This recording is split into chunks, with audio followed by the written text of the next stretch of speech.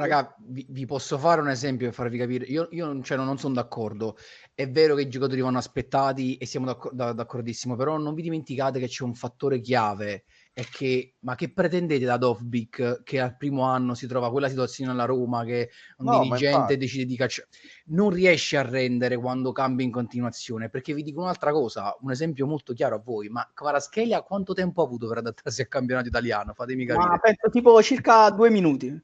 2 minuti e mezzo. E quindi Diciamo, facciamo così, i primi Un 15 minuti tempo, prima di un arrivare al primo tempo, gol, no? Il tempo di arrivare al primo gol. un ecco, tempo, quando mise quella quindi palla per Lozano, un tempo. ma per dirvi anche che cosa? Per dirvi che ovviamente lì una volta che una cosa è che tu entri in un campionato che sicuramente è più difficile degli altri perché è quello italiano, però una cosa è che tu vai e trovi una squadra con un allenatore come Spalletti che ti fa quadrare tutto, che ha delle idee ben chiare, che ha una squadra che gioca in un certo modo e che ha una società con un presidente che ha delle decisioni forti, che prende il pugno e decide cosa fare. Una cosa è che vai a Roma e puoi essere chi vuoi tu e arrivi e cominci a imparare un modo di giocare e poi un mese se ne va De Rossi non perché lo caccia la dirigenza ma perché lo caccia, cos'era, la direttrice sportiva, cos'era, Sì, non so vabbè, neanche chi Non si è mai fosse. capito chi fosse.